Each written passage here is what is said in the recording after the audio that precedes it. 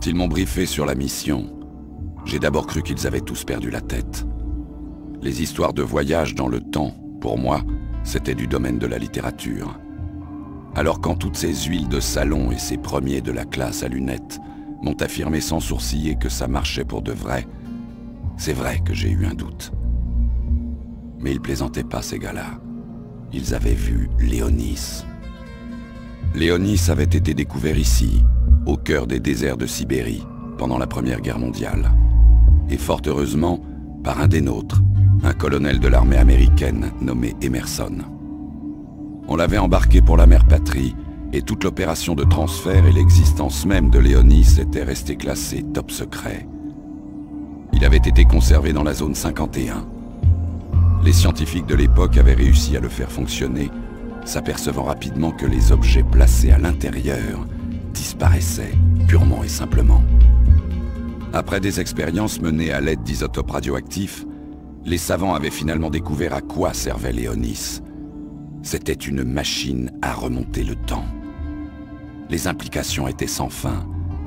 Avec Léonis, on avait la possibilité d'empêcher toutes les grandes tragédies de l'histoire de l'humanité. Encore fallait-il être capable de faire fonctionner correctement la machine. Les réserves de sa source d'énergie avaient été épuisées inconsidérément par les premières expériences, sans qu'aucune analyse ait été faite. Et on en était resté là, jusqu'à notre époque, jusqu'à ce que la sibérite soit découverte. Ce composé rassemblait des éléments dont certains n'avaient jamais été observés auparavant. Lors de sa découverte en Sibérie, les géologues avaient d'abord craint que la pierre ne soit radioactive, en raison de l'étrange chaleur qui en émanait. Mais le compteur Geiger n'avait rien révélé. De retour au labo, ils en avaient immergé un fragment dans de l'eau froide. L'eau s'était soudain mise à bouillir et le vase à bec avait été pulvérisé. Quant au fragment de sibérite, il était intact au milieu des débris. Au contact de la sibérite, les atomes d'hydrogène avaient fusionné pour former de l'hélium et libérer une formidable énergie dans le processus. Nous disposions donc désormais d'un catalyseur de fusion froide et de plus de puissance que l'humanité n'en avait jamais rêvé. Le seul petit problème à résoudre étant l'absence de sibérite, enfouie en Sibérie, donc en Russie.